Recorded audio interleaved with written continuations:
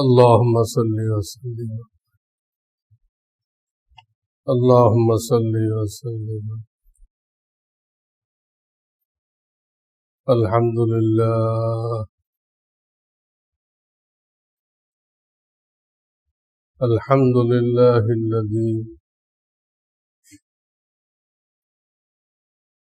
الحمد لله كفى وسلام على عباده الذين اصطفى أما بعد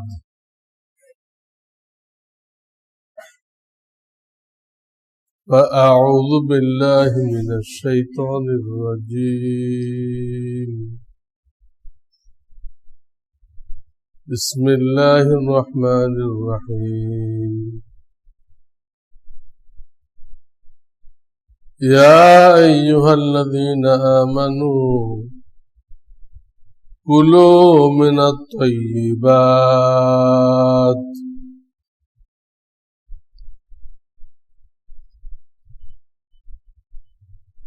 وقال النبي صلى الله عليه وسلم من حسن إسلام المرء تركه ما لا يعنيه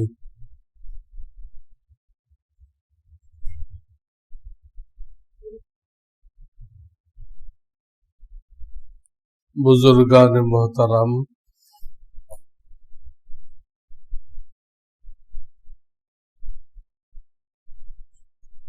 সময়ের স্বল্পতার জন্য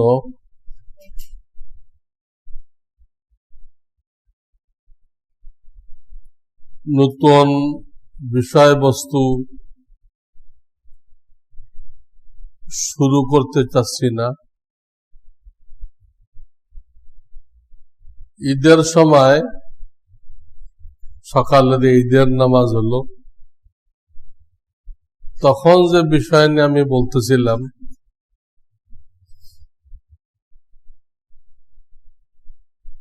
ওই ব্যাপারে আরো কিছু কথা বলতে চাচ্ছি। যারা আপনারা ঈদে ছিলেন তারা শুনছিলেন।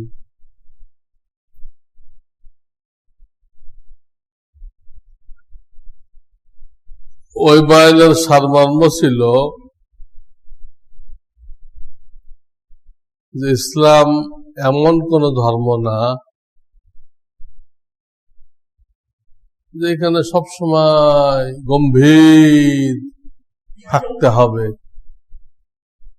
কোন রকম হাসি খুশি আনন্দ বিনোদন এগুলোর কোনো সুযোগ নেই। ইসলাম এরকম না, ইসলাম এরকম নিষ্ঠুর ধর্ম না।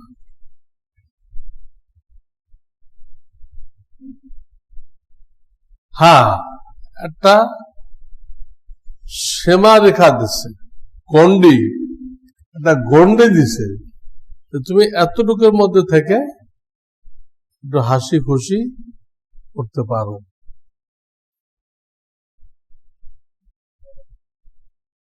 এতে গুনাহ হবে না, বরং সওয়াব হবে।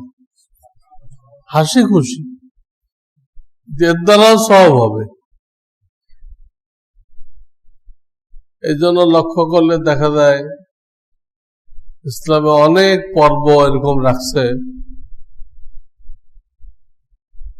যেখানে আমাদের কিছু হাসি খুশি কিছু আনন্দ করতে বলা হয়েছে। যেমন আমরা ঈদের নামাজ পড়লাম, নিজেরা একটু ভালো খানা খাইলাম, কুলু মিনাত তাইয়্যিবাত, আল্লাহ ভালো খানা খাইতে বলেছেন, সময় সময় ভালো খানা খাও। ভালো খানাকে তোমাদের জন্য কে হারাম করছে?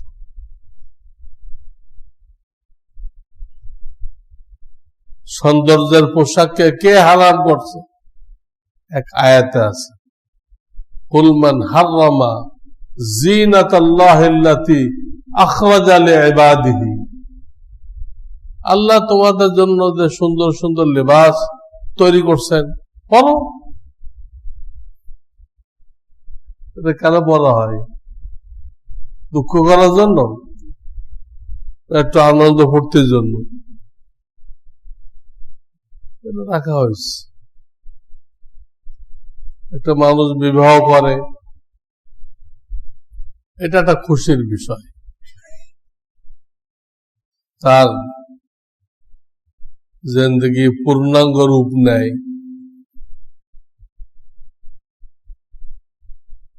একটা নূতন জগতে সে প্রবেশ করে, আনন্দিত হয়, খুশি হয়। তো আল্লাহ তাকে দায়িত্ব দিচ্ছে, তুমি তোমার আত্মীয় স্বজন বন্ধু বান্ধব তাদেরকেও খুশি করো, ধার কর্জ না করে অলিমা খাও। অলিমা খাওয়া কি আনন্দের বিষয় না? আনন্দ যায়। কাউকে আল্লাহ তাআলা সন্তান দিছে, ছেলে সন্তান হলে বলা হয়েছে তোমার যদি তৌফিক থাকে তুমি 2 বকরি জবাই করো, করে লোকদেরকে খাও, পাকায়ও খাওয়াইতে পারো, গোশত বন্টন করতে পারো। আর যদি মেয়ে বাচ্চা হয়, 1 বকরি দিয়ে আকিকা করো।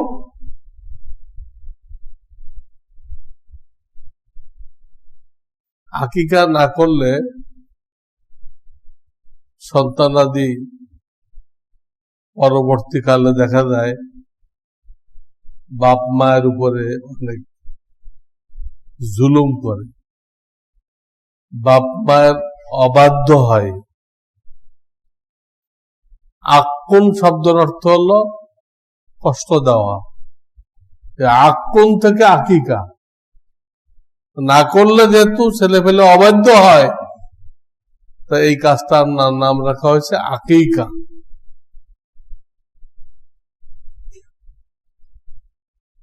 আকিকার আর একটা ফায়দা হলো, যদি ওটা ফরজ ওয়াজিব না, আত্মীয় স্বজন খুশি হয়। মুসলমানকে খুশি করা অনেক বড় ইবাদত। আবার মুসলমানের দিলে দুঃখ দেওয়া, খামাখা তারে পরেশান করা, তো বলেছে বাইতুল্লাহ ভেঙে দেওয়ার থেকে বড় গুনাহ। অনর্থক একটা মানুষকে আপনি দিল ভেঙে দিলেন, কষ্ট দিলেন, কত বড় গুনাহ হলো। একটা লোক কাবা শরীফ ভেঙে দিলে যে গুনাহ হতো, তার থেকে বড় গুনাহ। কাবা শরীফ তো মানুষ বানাইছে, আদম আলাইহিস সালাম। মানুষ তো মানুষ বানায় নাই, মানুষকে তো স্বয়ং রব্বুল আলামিন বানাইছে। এখানেও কিছু আনন্দ রাখা হয়েছে, তাতে সে নিজেও খুশি হয়, আর আত্মীয় স্বজন বন্ধু বান্ধব তারাও খুশি হয়ে যায়। এইভাবে অনেক পর্ব ইসলামে রাখছে আনন্দ। কিন্তু কিছু কিছু যে আমরা বাড়াই লইছি, সেটা আবার গলত। কি বাড়াই লইছি আমরা?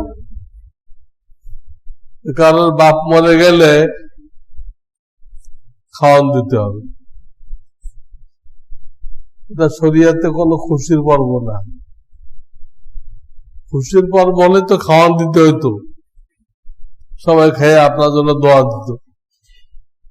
বাপ মরে গেছে, মা মরে গেছে, কোন খুশির পর্ব হলো? এর সাথে দাওয়াত খাওয়ানোটা কোনো মিল খায় না। আমরা জবরদস্তি মিলাই, এর জন্য একটা পরিভাষা কায়েম করছে পাবলিকরা, একটা পরিভাষা কায়েম করছে। যারা কাফন দাফনে শরীক থাকে তারা অপেক্ষায় থাকে না আমাদেরকে কবে খাওয়ানটা দিবে, অপেক্ষায় থাকে। আর একজন মুসলমান ভাই চলে গেছে, শাহী মেহমান, আল্লাহর দরবারে মেহমান হয়েছে, আপনি তাকে একটু আগাই দিয়ে আসছেন, আপনার জন্য অনেক বড় নেকি, অনেক বড় নেকি।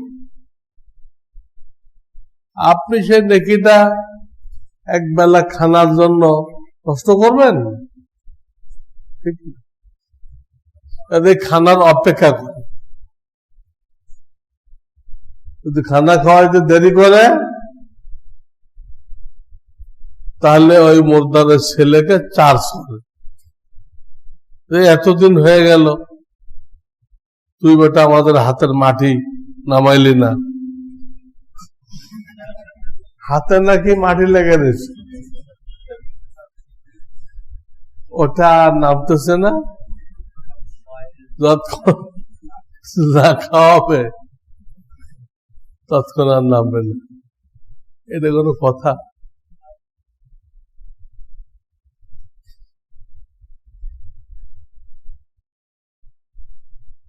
লখনৌতে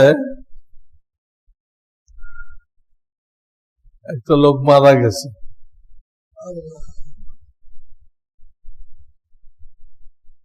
বাহ্যিক ভাবে সে ধনী ছিল, কিন্তু আসলে ছিল ঋণগ্রস্ত। অনেক ধনীরাও কিন্তু কি থাকে, ঋণগ্রস্ত।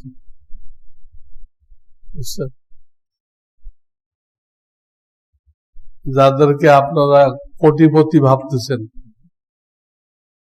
কোটিপতি, হ্যাঁ, এরা এত ঋণী যে এদের কাছ থেকে ব্যাংকগুলো যদি ঋণের টাকা নিয়ে নেয়, নিতে তো পারবে না, নেই করতে, তারপরে ধরলাম নিয়ে নিছে, তাহলে এত নিঃস্ব হবে, এত গরিব হবে যে প্লেট নিয়ে মসজিদে গেটে বসে থাকবে।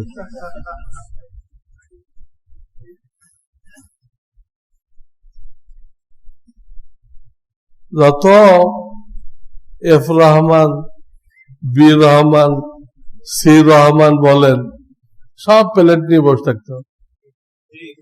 এরা কিয়ামত তাক ঋণ শোধ করতে পারবে না, এত ঋণী।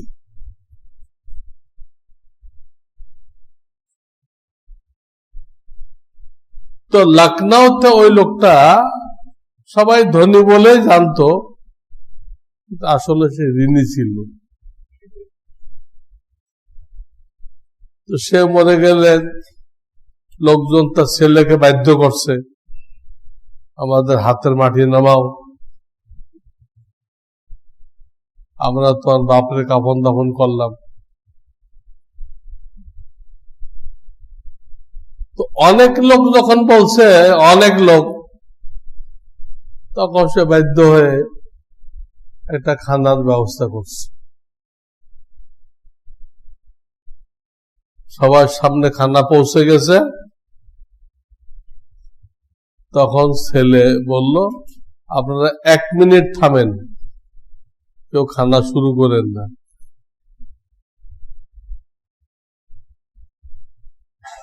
পরে সে একটা বক্তৃতা দিল,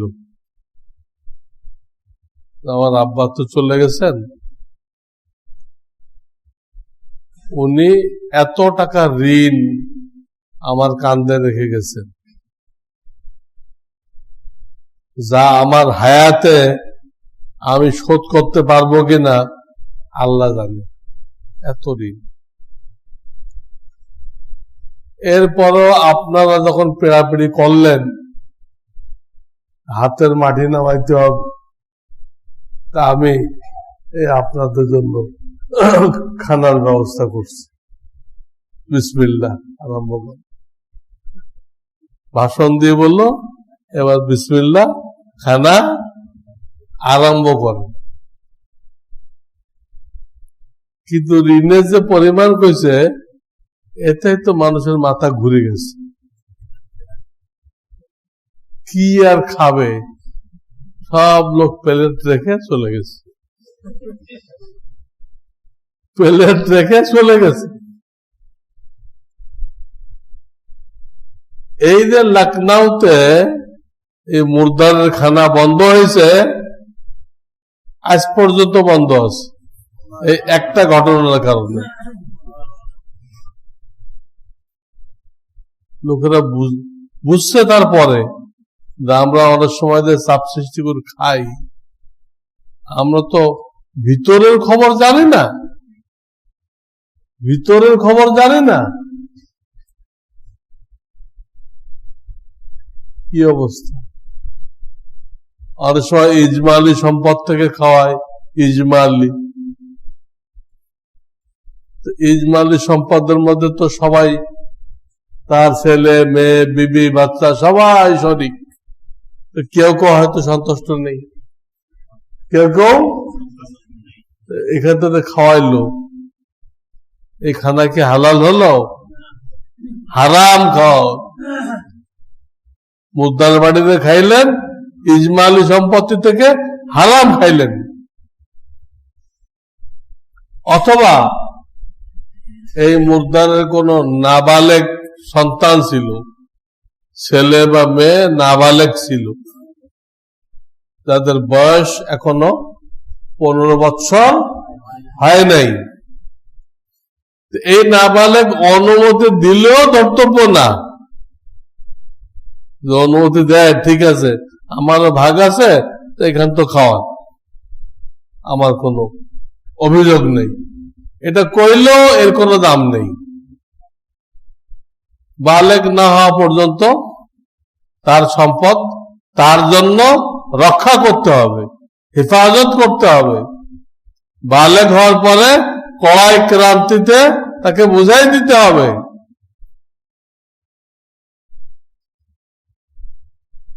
এই জন্য মুর্দারের বাড়িতে খাওয়া খুব কঠিন জিনিস। অধিকাংশ ক্ষেত্রে হারাম খাওয়া হয়, হারাম খাওয়া হয়। এই জন্য কোন কোন কিতাবে লিখছে যে মুর্দারের যে খানা খাওয়া হয়, খাওয়ানো হয়, তা মানুষের কলবকে মুর্দা করে দেয়। মুর্দারের খানা খায় জীবিত মানুষের কলব কি হয়ে যায়? মুর্দা হয়ে যায়। আমি অপারগ হয়ে যদি কোথাও এরকম যাই, আমি সাধারণত যাইতেই না, আমি আগে তাকে করি খাওয়াইতেছেন, এই টাকাটা কার, ইজমালি সম্পদ না কার সম্পদ? অনেকদিন আগে একটা দাওয়াতে বাধ্য হয়ে গেছিলাম যে আমি প্রশ্ন করলাম, এই টাকাটা কার? ইজমালি যদি হয় আমি খাবো না। তখন সেই লোকটা বলল যে হুজুর, এটা ইজমালি সম্পত্তি না, আমাদের বাপ মারা গেছে, উনিও সম্পদ রেখে গেছে, কিন্তু সেই সম্পদ থেকে এই খানাটা তৈরি হয়নি। আমার যে পার্সোনাল টাকা পয়সা, আমার যে নিজস্ব ইনকাম, ওইখান থেকে আমি এটা ব্যবস্থা করছি। দেখো যে আল্লাহ বাঁচাইছে, আল্লাহ বাঁচাইছে, এটা অন্তত গুনাহ হবে না, কারণ হক নষ্ট হবে না। হক নষ্ট করা জুলুম, জুলুম আল্লাহ নিজের উপরে হারাম করছে, তার বান্দার জন্য হারাম করছে। তোমার কোনো কথা কাজের দ্বারা অন্যের উপরে জুলুম যেন না হয়, অবিচার না হয়।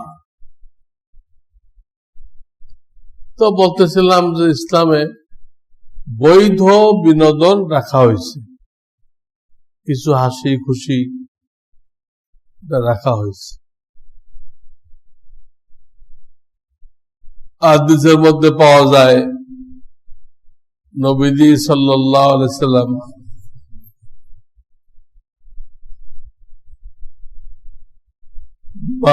মা আয়েশার কাছে একদিন গেলেন ঘুমাইতে। তো ভাগ করা ছিল, দিন ভাগ করা ছিল। ওনাকে খুশি করার জন্য ইয়ামানের 11 জন মহিলার একটা ঘটনা আছে, বুখারী শরীফেও আছে, আবার শামাইলে তিরমিজিতেও আছে। এই 11 বিবির কিসসা নবীজি কারে শুনাইলেন? মা আয়েশা সিদ্দিকাকে শুনাইলেন। কি জন্য? বিবিকে খুশি করার জন্য। এবং সেটা বাস্তব ঘটনা, কোন মিথ্যা ঘটনা শোনানোর দরকার নেই, বাস্তব ঘটনা। তারা 11 জন মহিলা একসাথে হয়েছিল এবং চুক্তিবদ্ধ হয়েছিল প্রত্যেকে নিজের স্বামীর অরিজিনাল অবস্থা বয়ান করবে, কেউ লুকাবে না। এই পয়েন্টের উপরে একমত হয়েছিল। একমত হওয়ার পরে প্রত্যেকে তার স্বামীর অবস্থা বয়ান করছে। এই হলো 11 বিবির কিসসা। এই কিসসা পড়লে মহিলাদের মন মানসিকতা জানা যায়। তারা আমাদের কোন কোন কাজ পছন্দ করে আর কোন কোন কাজ অপছন্দ করে, এইটা বোঝা যায়। অনেকে জানে না। গায়ের জোরে কি সব হয়? বিবিকে খুশি রাখা শরিয়াতের গণ্ডির মধ্যে থেকে, এটাও তো ইবাদত। এক হাদিসের মধ্যে আসছে, তোমাদের মধ্যে সেই উত্তম যে তার বিবির কাছে উত্তম। বিবিকে কষ্ট দিয়ে জুলুম করে আপনি আল্লাহর ওলি হয়ে যাবেন, এর কোন রাস্তা শরিয়াতে নেই। আপনাকে ওইখান থেকে শুরু করতে হবে। আল্লাহকে পাওয়ার রাস্তা যে চলবেন, চলার রাস্তা শুরু হয়েছে কই থেকে? বিবি থেকে। কাজে তাদের মন মানসিকতা জানা জরুরি, তাহলে সেটা খেয়াল করে চলা যায়। এটা তারা অপছন্দ করে, যেটা করলাম না। এটা পছন্দ করে, যেটা করলাম। সেটা একটা লম্বা হাদিস, প্রসিদ্ধ হাদিস বুখারীতে, 11 বিবির কিসসা। তো নবীজি মা আয়েশাকে শুনাইলেন।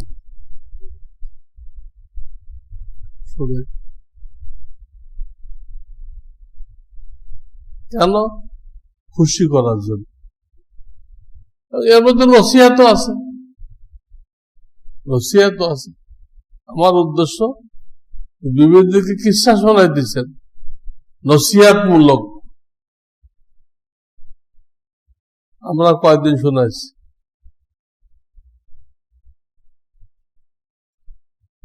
নবীজি সাধারণত মা আয়েশা ছাড়া দাওয়াত দিলে দাওয়াত কবুল করতেন না।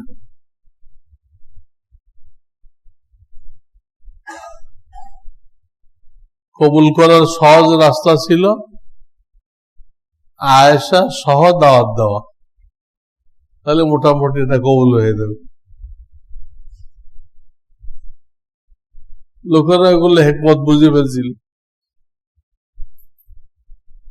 তো মা আয়েশা সিদ্দিকা সহ লোকেরা দাওয়াত দিত।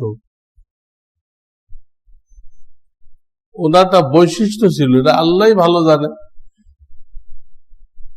কারণ কারোর কম্বলের মধ্যে থাকা অবস্থায়, কোন বিবির কম্বলের নিচে থাকা অবস্থায় ওহী আসতো না। ওই তো জিব্রাইল নিয়ে আসে।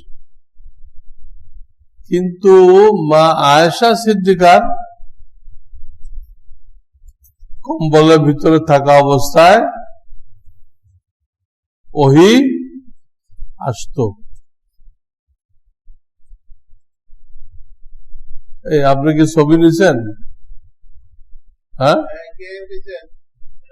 আল্লাহ দেখা গেল কেন? হ্যাঁ, নিয়ে থাকলে ডিলিট করেন। যে কেউ আমার ছবি নেবে, এটা আমি যে বৈধ বিনোদন করতেছি তার মধ্যে পড়ে না। কাজে যে কেউ আমার ছবি নেবেন, হাসরের ময়দানে তার বিরুদ্ধে মোকদ্দমা দায়ের করবো আল্লাহ দরবারে। আল্লাহ, আমি এটা হারাম বলতাম, এত সত্ত্বেও এই লোক আমার ছবি নিছিল, আপনি এর বিচার করেন। তার পক্ষে তো বলবো না, তার বিরুদ্ধে বলবো। সে আমার এলেমের উপরে হামলা করলো, আমার ইজ্জতের উপরে হামলা করলো, আমার দিনদারির উপরে হামলা করলো। দিনদারের উপরে হামলা। আরেকজন যখন ছবিটা দেখবে তো সে কি মনে করবে? হুজুর মুখে তো মানা করে, কিন্তু দেখা যায় যে তলে তলে আবার অনুমতি দেয়। তাহলে সে একটা কুধারণা করবে না? আমি সারা বাংলাদেশে হারাম করে বেড়াইতেছি, আপনি আমার ছবি তুললেন, যেই দেখবে আমার ব্যাপারে ভুল ধারণা হবে। হুজুর মুখে মানা করে, কিন্তু কেউ নিলে নিষেধ করে না, তা তো না। কেউ নিলে আমি বুঝতে পারলে নিষেধ করি এবং ওটাকে ডিলেট করে ছাড়ি। বুঝতে পারলেন? হারাম, হাসরের ময়দানে এর মধ্যে জান দিতে হবে, তামাশা না এটা। তো বলতেছিলাম, কেউ দাওয়াত দিলে মা আয়েশা সহ দাওয়াত দিতেন, তো সহজে নবীজি কবুল করতেন। একবার দাওয়াত দিচ্ছেন,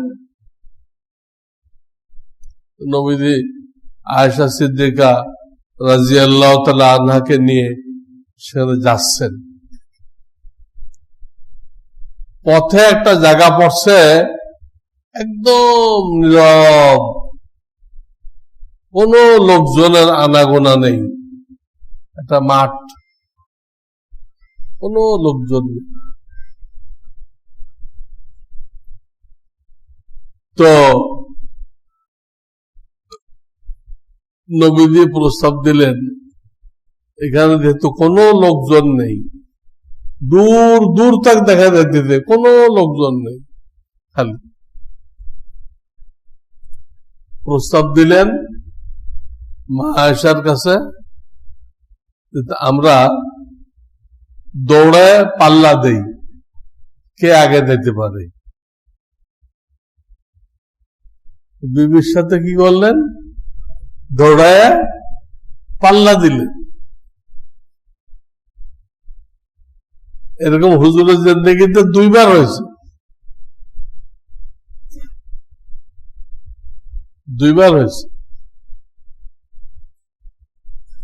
একবার তো মা আয়েশা পাল্লাতে আগে চলে গেল, আর একবার যে উনি পাশে পড়ে গেলেন, মা আয়েশা পাশে পড়ে গেলেন, ওই পাল্লাতে আগে দিতে পারলেন না। তখন নবীজি বললেন, তিলকা বিতিলকা,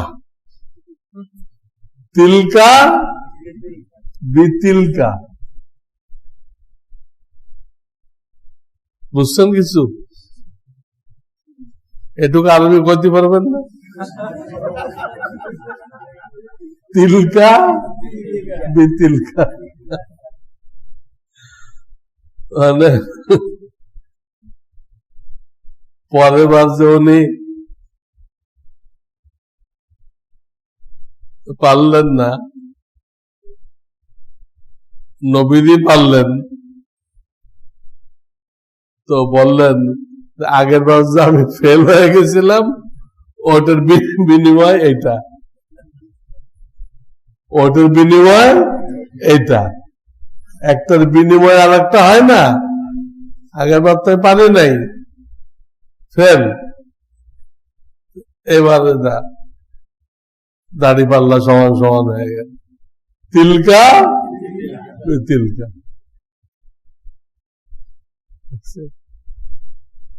কি ধরনের ব্যবহার করতেন!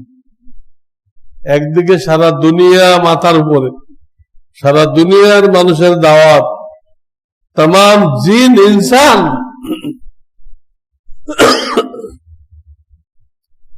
আর একদিকে বিবিদের দিকে এই পরিমাণ খেয়াল।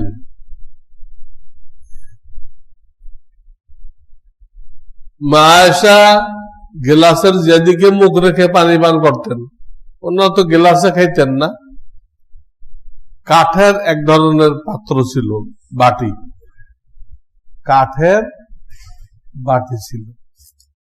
এই বাটিতে খাওয়া কোনো জরুরি না, তবে এতটুকু কিতাবে লেখে যে পানির পাত্রটা নিচের তুলনায় উপরেরটা খোলা হবে, পাত্রের নিচের থেকে উপরের অংশ কি হবে, খোলা হবে। ওই মদের বোতলের মতো না, যারা মদ খায় তাদের যে গ্লাসগুলো, ওগুলো নিচে হলো বেশি আর উপরে হলো কম, চুঙ্গার মতো। ওটা একদম শয়তানি, ওটা তো শয়তানি, সুন্নতের উল্টা, সুন্নতের একদম উল্টা। ওইরকম গ্লাসে যদি আপনাকে পানি দেয় তো পানি খাবেন না। তুমি মদের পাত্রে পানি দিচ্ছ কেন? তো মদের পাত্র, নাউজুবিল্লাহ। তো মা আয়েশা যেদিকে মুখ লাগায় পান করছেন, নবীজি ওইদিকে মুখ লাগায় পান করতেন। হাড্ডিওয়ালা একটা গোশত মা আয়েশা সিদ্দিকা যতটুক খাইছেন, খেয়ে বাকিটা নবীজিকে দিচ্ছেন। উনি যে দিক দিয়ে খাইছেন, নবীজি ওই দিক দিয়ে খাওয়া শুরু করছেন, আর এক দিক দিয়ে না। মহাব্বতের অংশ, মহাব্বতের অংশ। এবং হাদিসে পাওয়া যায় ফরজ গোসলে স্বামী স্ত্রী যদি দুইবারে যায়, স্বামী একবার স্ত্রী একবার, এটা হুজুরে অপছন্দ করছেন। তোমরা কি বেগানা, অপরিচিত, কেন এটা করলে? তিনি পছন্দ করতেন একবারে যাবে, একই পাত্র থেকে একদিক দিয়ে স্বামী পানি নিবে আর একদিক দিয়ে স্ত্রী পানি নিবে। তখন তো ইংরেজদের ঝর্ণা ছিল না, ইংরেজদের ঝর্ণা ছিল না। পাত্রে পানি নিয়ে হাত দিয়ে উঠাইতো, বালতির মতো একটা পাত্রে পানি নিয়ে, মগ তো তখন আবিষ্কার হয়নি। মগের মূল্য তো এখন হয়েছে, বুঝছেন না? আমাদের যুগটা হলো মগের মূল্য, তখন এই মগের মূল্য হয় নাই, হাত দিয়ে নিতে হতো। আর এখন আমরা এত মূর্খ, যদি কেউ বালতিতে হাত দিয়ে নেয় ফরজ গোসলের পানি, উজুর পানি, সে চিল্লে, এই কি করছো, সব পানি নষ্ট হয়ে গেল। অথচ নবীজি ফরজ গোসলে হাত দিয়ে পানি দিয়ে গোসল করতেছে, এবং যে ব্যতিক্রম করছে জানছে, তারপরে নারাজ হইতেছে। তোমার বিবির সাথে সম্পর্ক নেই, তোমার বিবির সাথে সম্পর্ক যত গভীর হবে আল্লাহ তত খুশি হোক। আর বিবির সাথে সম্পর্ক যত দুর্বল হবে তত ইবলিস খুশি হবে, ইবলিস খুশি হবে। হাদিস আসছে এইভাবে আচরণ করতেন, এইভাবে আচরণ করতেন। তিনি কথাবার্তার মধ্যে অনেক সময় হাসি খুশি করতেন, কথাবার্তার মধ্যে। একবার এক বুড়ি আসছে, হুজুর আমার জন্য দোয়া করেন, আল্লাহ যেন আমাকে জান্নাত নসিব করেন। নবী বলছেন, না না, কোনো বুড়ি বেচতে যাবে না, বুড়ি বেচতে যেতে পারবে না। বুড়ি তো পরেশান, এত কষ্ট করে নামাজ পড়লাম, রোজা রাখলাম, বেচতে যেতে পারবো না, তাহলে কি হবে? উনি বললেন, ইয়া রাসূলুল্লাহ, তাহলে আমাদের কি হবে? আমরা এত কষ্ট করলাম। তখন হুজুর তাকে বুঝে বললে, আরে তুমি তো কথাই বুঝো, তুমি যখন বেহেশতে যাইবা তখন তো তুমি বুড়ি থাকবে না, তখন তো তোমার বয়স 16 বছর, ওই বয়স সবসময় থাকবে, তাতে 33 বছর। বুঝাই বললে সে শান্ত হয়েছে, তো ভালো।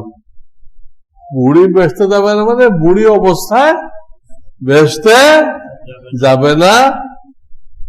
কোন বুড়ি কেন, বুড়া যাবে? কোন বুড়াও বেহেশতে যাবে না। বেহেশতে যাবে তো যুবক, এবং চিরকাল যুবক থাকবে, চিরকাল যুবক থাকবে। এই যুবক কোনদিন শেষ হবে না। এবং জান্নাতে এই উজুর পানি যতদূর আসে এই পর্যন্ত চুড়ি পরানো হবে, পুরুষদেরকেও চুড়ি পরানো হবে। দুনিয়াতে চুড়ি পরা জায়েজ নেই, কিন্তু বেহেশতে কিন্তু আল্লাহ পরাবেন। শুধু মহিলারা পরবে না, পুরুষরাও পর। পুরুষের মধ্যেও কিন্তু চুড়ি পরার একটা খায়েশ আছে। কেমন বুঝলেন? অনেকে পরে। তাছাড়াও এইভাবে বোঝা যায়, আমরা যে ঘড়ি পরি, এটার সেন্টটা জরুরি ছিল না। ঘড়ির বডিটা দেখে রশি দিয়ে বেঁধে দিলে হয়ে যেত। শুধু ঘড়ির বডিটা দেখে যদি রশি দিয়ে বেঁধে দেওয়া হতো, সেটা ঘড়ি হতো না, টাইম দিত না। সেন্ট দিচ্ছেন কেন? এটা দলিল যে আপনার ভিতরে কি আছে, চুড়ি পরার একটা খায়েশ আছে। এই জন্য আল্লাহ চুড়ি পরাবে। হাদিস, তাবলুগুল হিলিয়াতু মিনাল মুমিন হাইসু ইয়াবলুগুল উযু। উযুর পানি যে পর্যন্ত গেছে, চুড়ি ওই পর্যন্ত যাবে, সেখানে হালাল। জান্নাতে পুরুষদের তো ওই হবে না, দাড়ি থাকবে না। আসহাবুল জান্নাতে জুরদান মুরদান, শরীরে পশমও থাকবে না, আবার কি থাকবে না? দুনিয়াতে তো দাড়ি আপনার জন্য ওয়াজিব, আপনার ইমানের সাইনবোর্ড, কবর আযাব মাফ করানো সাইনবোর্ড। কিন্তু জান্নাতে আর দরকার নেই, জান্নাত থাকবে না। আল্লাহর আজীব কুদরত। তো ওই বুড়িকে বুঝাই দিলেন, তো খুশি হয়ে গেল। আর একবার এক মুসাফির আসছে, তার সাওয়ারি মারা গেছে। সে উঠে চড়ে কোথাও যাইতেছে, উটটা কি হয়ে গেছে, মারা গেছে। তো নবীজির দরবারে আসছে, হুজুর আমাকে একটা, ওনার বাইতুল মালে তো গরিব গোরাবার জন্য অনেক উট থাকে, আমাকে একটা উট দিয়ে সাহায্য করেন, আমার তো দেশে ফেরার কোনো ব্যবস্থা নেই। তো নবীজি তাকে বলে, ঠিক আছে তুমি একটু সবর করো, আমি তোমাকে একটা উটের বাচ্চা দিব।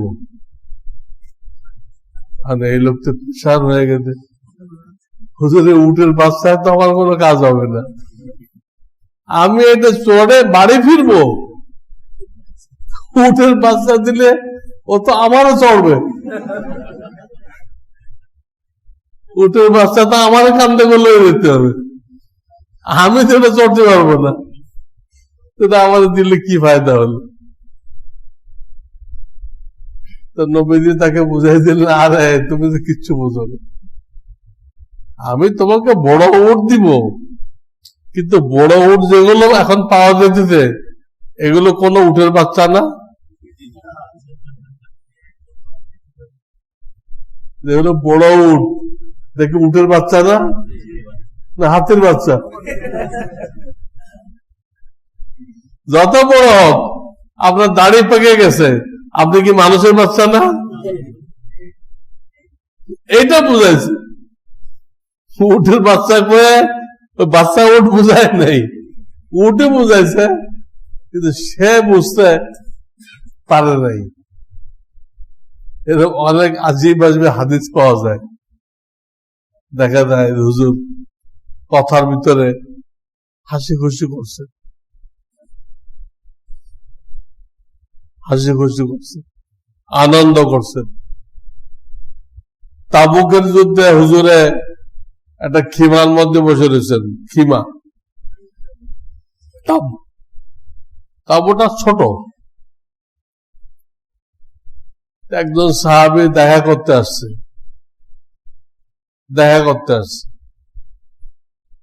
তো অনুমতি নিতে, হুজুর আমি কি আসতে পারি, তাবুর মধ্যে আমি আসতে পারি, আমার কিছু পার্সোনাল কথা ছিল। বল হ্যাঁ আসো। তো সে জিজ্ঞেস করতে, হুজুর আমি তো আসবো, আমি কি পুরাটা আসবো, সম্পূর্ণটা আসবো না অর্ধেক আসবো? বলে যে না পুরাটাই আসো। মানে তাবু তো ছোট, এর মধ্যে দুইজনের জায়গা হবে কিনা, হ্যাঁ, এই জন্য জিজ্ঞেস করছে আমি কি পুরোটা আসবো।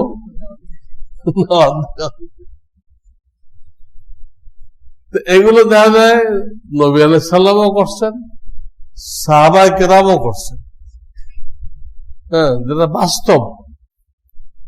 বাস্তব জিনিস, এর মধ্যে কিছু হাসি খুশি, কিছু আনন্দ ফুর্তি, এটা শরিয়াতে এলাও করে, এবং এতে মুসলমানদের দিল খুশি হয়, সেটা একটা ইবাদত হয়। কিন্তু আপনি হাসি খুশি করতে দেয় এপ্রিল ফুল করলেন। এপ্রিল ফুল মানে কি? মানুষকে এপ্রিল মাসে বোকা বানানো, এমন কাজ করবেন যে বোকা হয়ে যাবে, কোন দিশা পাবে না। এটা কাফেরদের একটা রীতিনীতি। এপ্রিল ফুল কাফেরদের কি রীতিনীতি, মুসলমানদের জন্য জায়েজ নেই। কোন মানুষকে বোকা বানানো, অপ্রস্তুত করা জায়েজ নেই। এটা আগে প্রচলন ছিল, বিয়ে করতে গেলে পথে আটকাইতো, আটকায় তাকে কঠিন একটা মশলা জিজ্ঞেস করত, যে এই মশলা উত্তর দিবেন তারপরে বিয়ে করতে দেবেন। কঠিন মশলা। তো এটা রাসূলের জামানাও ছিল, তো নবীজি হাদিসের মধ্যে এটাকে নিষেধ করছে। এমন মশলা বলো না, এটা মানুষ অপ্রস্তুত হয়ে যায়। এইরকম মাসআলা জিজ্ঞেস করতে হলে লিখিত দাও, সে সময় নিয়ে ঘাটাঘাটি করে তোর প্রশ্নের জবাব দিবে। পথে ঘাটে মানুষ আমরা জিজ্ঞেস করলা, হ্যাঁ কিছু করতে পারলো না।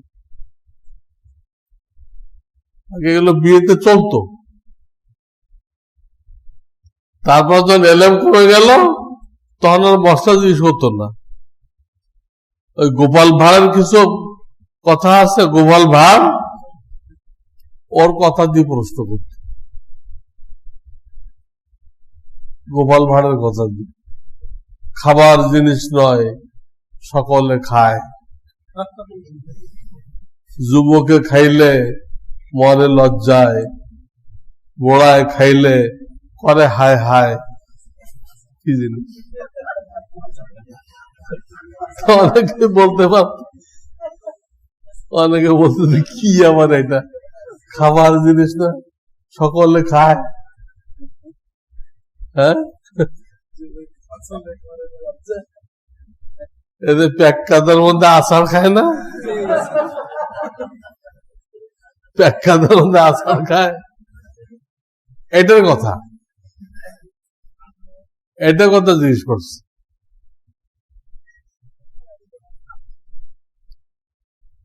আর উর্দুতে জিজ্ঞেস করতো लग लग का है तो ना लगे, मतलब का है तो लग जाए। তুমি যত লাগ লাগ বলো, লেগে দাও লেগে দাও লেগে দাও, এটা যতই কও লাগবে না। আর যখন বললাম মাতলাগ, লাগিও না, আলাদা থাকো, তো লেগে দেবে। लग लग का है तो ना लगे, मतलब का है তো লাগ যায়। এগুলো প্রশ্ন করত, মানুষ বেকুব হয়ে দিত।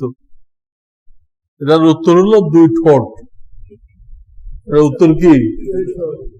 লাগ লাগ বলেন, লাগবে না। মতলাগ মতলাগ কম তো লেগে যায়। এক জামানায় ছিল মশলা মাসাইল দিয়ে প্রশ্ন করতো, আর এক জামানায় মানুষরা মশলা না জানলো, মশলা জানে না, তাহলে আর কি করবো? এই গোপাল ভাঁড়ের কিস্সা দিয়ে এই মানুষকে লজ্জিত করত। মানুষকে লজ্জিত করা, আটকায় দেওয়া, বেকুব বানায় দেওয়া, এটা শরিয়াতে নিষেধ, শরিয়াতে নিষেধ। ভদ্রতার মধ্যে করতে হবে। আমার কথার সারমর্ম এটাই, ইসলামে দুনিয়াতেও আসল আনন্দ ফুর্তি তো আল্লাহ বেহেশতে রাখছে, কিন্তু দুনিয়াতেও তিনি একটা সীমার মধ্যে, যাতে কারো দিলে ব্যথা না লাগে, কারো দিলে ব্যথা না লাগে, কেউ ভুল না বুঝে, কারোর ক্ষতি না হয়, এইসব জিনিসগুলোর দিকে খেয়াল রেখে যদি তুমি কিছু হাসি খুশি করো, এটা তোমার জন্য অনুমতি আছে। এতে যদি মুসলমানদের দিল খুশি হয়, তুমি নেকি পাইবা, তুমি নেকি পাইবা। এই হলো শরিয়াতের মৌলিক ল। সেই ইসলামী বিনোদনের একটা বিনোদন হলো ঈদ উল ফিতর। ঈদ উল ফিতর, এখানে আটা দেওয়া হয়, আর সামনে আর একটা ঈদ আসতেছে, ওখানে গোশত দেওয়া হয়। অনেক লোক পরেশান হয়ে গেছে, মাঝখানে 2 মাস গ্যাপ, তাহলে এই রুটি, এখন রুটি পাইলো, 2 মাস পরে গোশত পাবে, কেমনে খাবে এটা? ঈদে আটা দিল, আর সামনে ঈদে গোশত দিল, 2 মাসে রুটি নিয়ে বসে থাকবে, গোশত আসুক তারপর খাবো। হ্যাঁ না, একটু মাথা খাটাইতে হবে। আল্লাহ বিবেক দিছে কেন? মাথাটা কি জন্য? বহন করার জন্য না কাজ নেওয়ার জন্য? কাজ নিতে হবে। কি কাজ? গরিব জনকে বলতে যে তুমি এই ঈদে কিছু আটা বিক্রি করো, অনেক আটা পাইছো তো, কিছু বিক্রি করে গোশত কেন, কিন্তু খায় না। আর ওই ঈদে যে গোশত পাইবা, ওদের কিছু গোস্ত কি করো, বিক্রি করে দাও হোটেলওয়ালার কাছে, ওটাতে কি কেন, রুটি কেন বা আটা কেন। কাজে আপনার এখন রুটি নিয়ে বসে থাকার কোন দরকার নেই, এক্ষুনি ব্যবস্থা হয়ে যাবে। তো আপনার মাথা খাটাইতে হবে, মাথা খাটাইতে হবে। আর না সে আল্লাহর পরে অভিযোগ তুলবে, আল্লাহ এটা কি করলো, এখন রুটি দিছে আর 2 মাস পরে গোস্ত দিবে। আল্লাহু আকবার। তা আমরা এগুলো খেয়াল রাখি, শরীয়তের গণ্ডির মধ্যে থেকে দিলের মধ্যে খুশি করা স্বাস্থ্যের জন্য জরুরি, স্বাস্থ্যের জন্য জরুরি। এবং আল্লাহ রসুলের হুকুম, রসুলের তরিকা। কিন্তু খুব খেয়াল রাখবো আমার এই হাসি খুশি দ্বারা যেন আরেক ভাইয়ের গীবত না হয়, আরেক ভাইয়ের দিলে দুঃখ না হয়, এটা খেয়াল রাখবো।